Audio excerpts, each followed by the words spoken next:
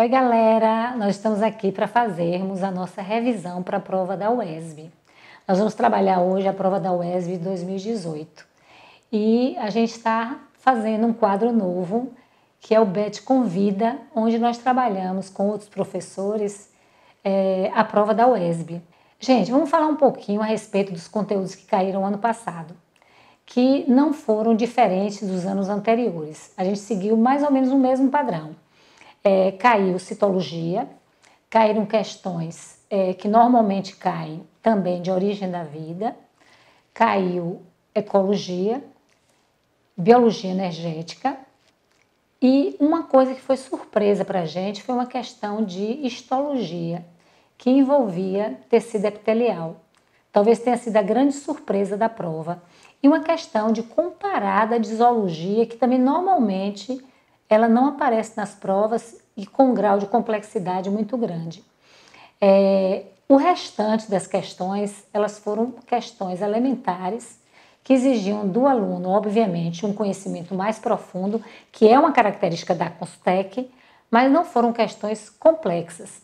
E uma outra coisa que caiu, que também normalmente não cai, foi uma questão sobre hormônios vegetais. Então, galera, o que é que a gente poderia prever para a prova desse ano? Citologia continua sendo um conteúdo que vai ser muito explorado, né?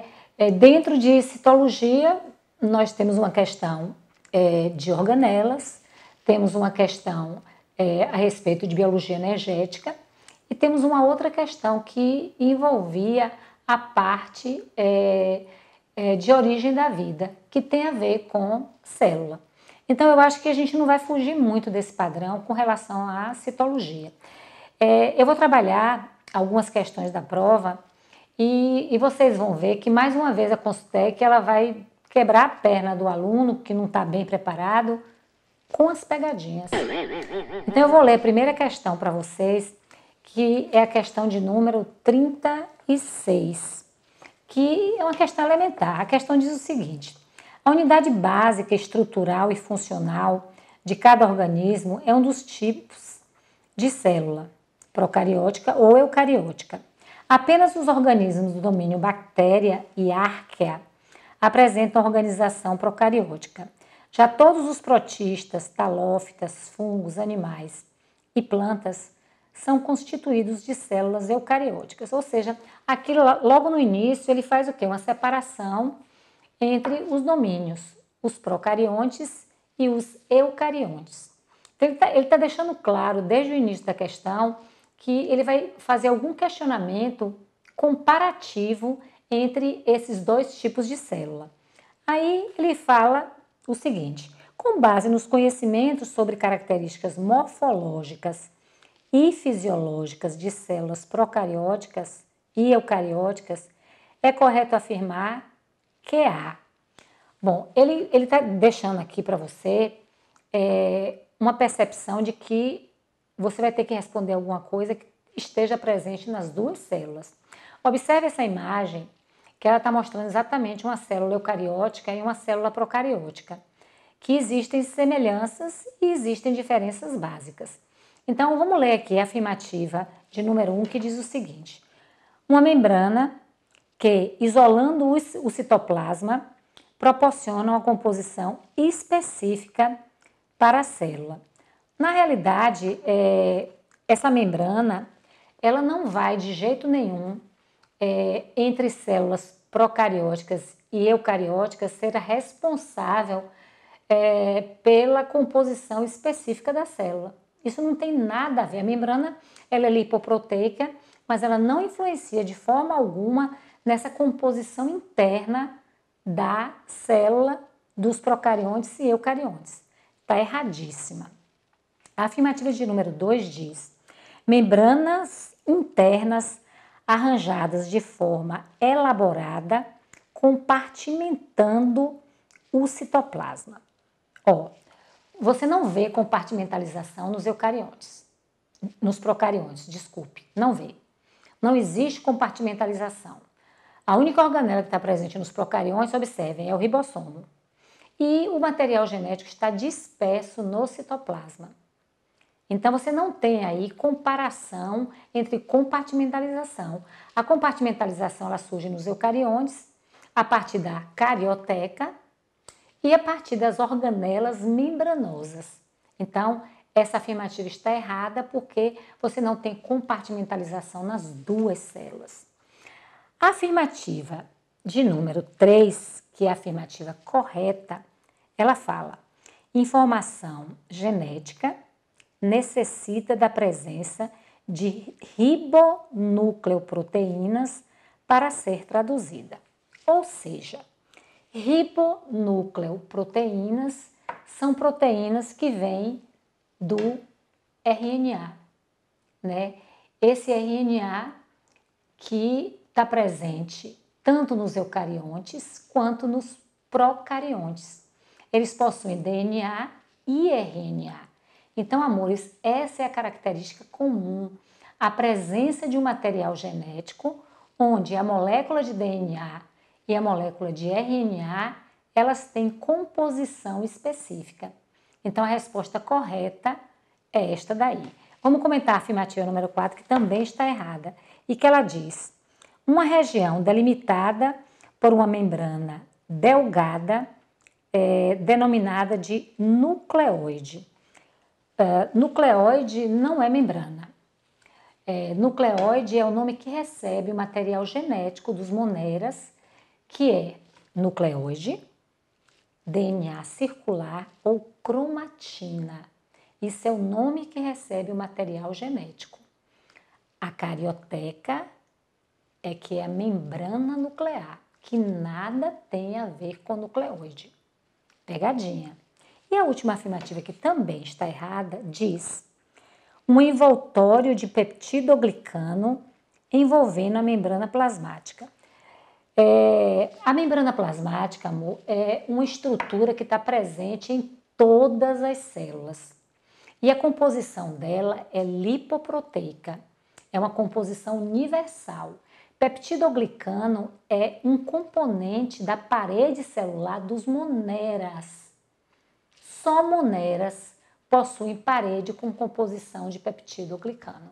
Então, essa afirmativa está erradíssima. Ok?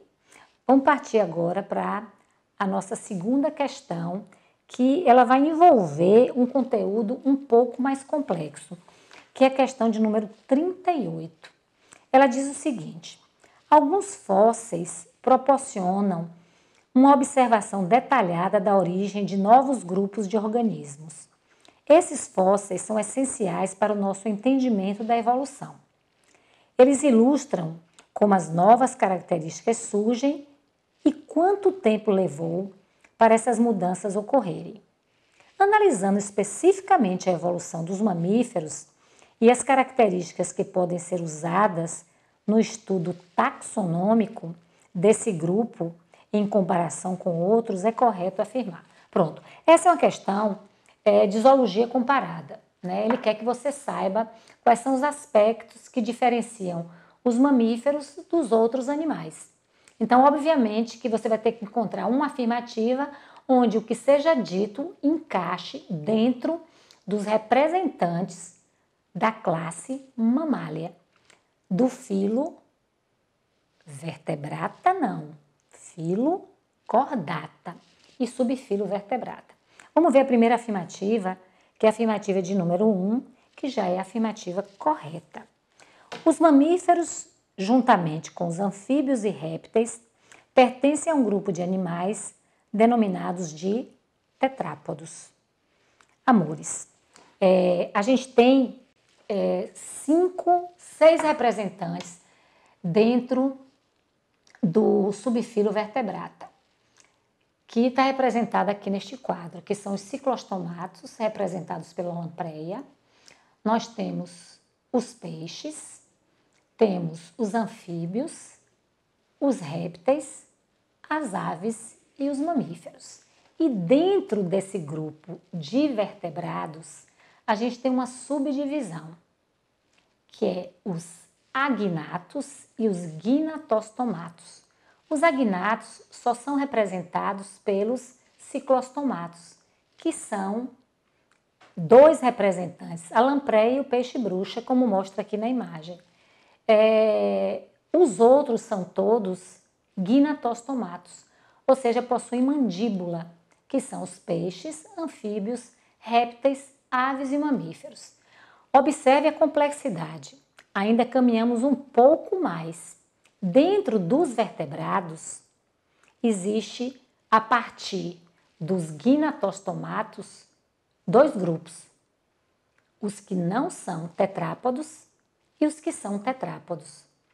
Os que não são tetrápodos são representados apenas pelos peixes. E os outros quatro, que são anfíbios, répteis, aves e mamíferos, são tetrápodos, animais com 4 patas. Olha que questão que envolvia informações complexas a respeito da fisiologia comparada desse grupo. Vamos ver a afirmativa de número 2, que está errada. O surgimento dos mamíferos possivelmente ocorreu a partir do fluxo gênico entre os grupos que outrora tinham sido separados. Na realidade, não ocorreu o surgimento dos mamíferos a partir de um fluxo gênico de animais que tinham sido separados.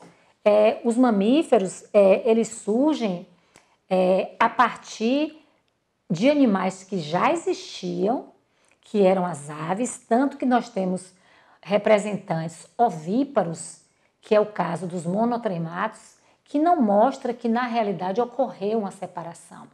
Então, na realidade, você não pode colocar essa afirmativa como correta, porque você tem dentro da classe mamália um representante que tem aspectos de aves, que são os monotrematos, que são representados, olha a imagem, pela équidna e pelo ornitorrinco.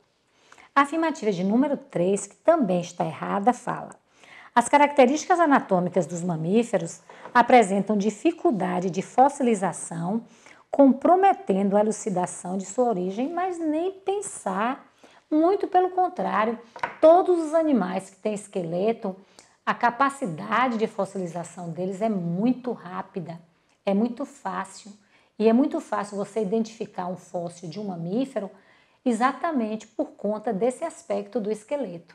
Então, essa afirmativa está erradíssima.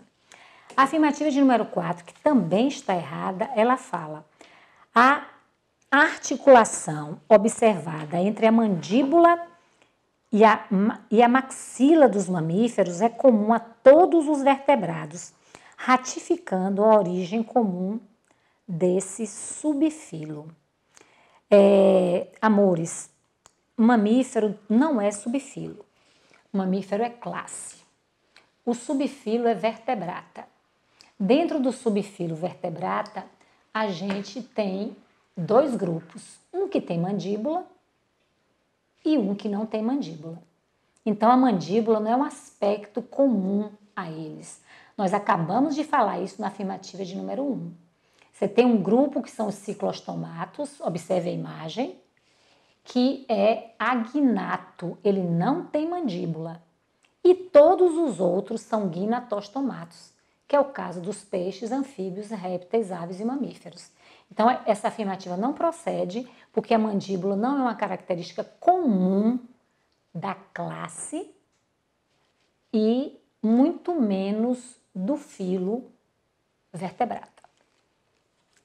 E vamos para a última afirmativa, que também está errada, que fala: a classificação de todos os mamíferos como os eutérios deve-se à presença de uma estrutura que envolve todo o embrião em seu desenvolvimento. O mamífero eutério, amores, é um mamífero que tem placenta. Existem 3 tipos de mamíferos: os eutérios, que possuem placenta, que é a grande maioria; os metatérios, que é o caso dos marsupiais, que tem uma placenta rudimentar; e os prototérios, que é o caso dos ovíparos, que são os monotrematos, que botam ovo.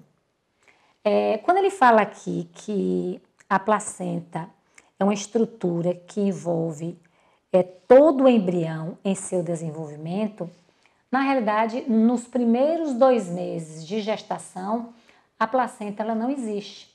Ela só passa a aparecer a partir do 2º mês de gestação.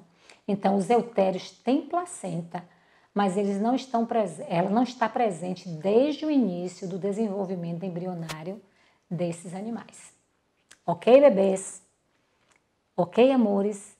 E para nós encerrarmos, nós vamos pegar a questão de número 44, que é uma questão que envolve o fenômeno da maré vermelha, que é um fenômeno que ele é causado a partir da proliferação de matéria orgânica e sais minerais na água, que a gente conhece como eutrofização. A eutrofização é a poluição da água por matéria orgânica e sais minerais. E ela pode atrair vários grupos de seres vivos. E um dos grupos de seres vivos que comumente aparece em águas poluídas é um tipo de alga chamada de dinoflagelata, que pertence ao reino protista e que é especificamente uma alga vermelha, ou seja, pirrófita. Então, o enunciado da questão de número 44 diz: o importante fenômeno associado à proliferação de algas, provavelmente devido à poluição orgânica, é a maré vermelha. Nesse caso, devido ao excesso de nutrientes, ocorre o aumento das algas plantônicas, do filo das dinofícias, que, como eu falei há pouco, também são conhecidas como dinoflagelados, e que liberam pigmento tóxico avermelhado. Essa toxina provoca a morte de peixes, crustáceos, moluscos, entre outros, e prejudica o homem quando esse consome esses animais intoxicados. Então, amores, observem uma sequência lógica de informações aqui. Primeiro ponto: poluição da água por matéria orgânica e sais minerais, proliferação de algas protistas, dinoflagelatas. Terceiro ponto, amensalismo, que é a liberação de toxinas que é liberada por essas algas quando elas aumentam muito em número no local onde existe muita matéria orgânica, certo? Então, ele já deixou essas informações nítidas no enunciado. O que você vai ter que ter agora é conhecimento a respeito desse grupo de seres vivos para você conseguir responder essa questão. Lembrem que as algas protistas pertencem ao reino protista, que tem 2 grupos, protozoários e algas protistas, ok? Então, vamos ver qual é a alternativa correta com relação a esse grupo de seres vivos que são os protistas. A primeira afirmativa diz: a sua proliferação ocorre na massa d'água, proporciona a síntese de nutrientes para todo o ecossistema.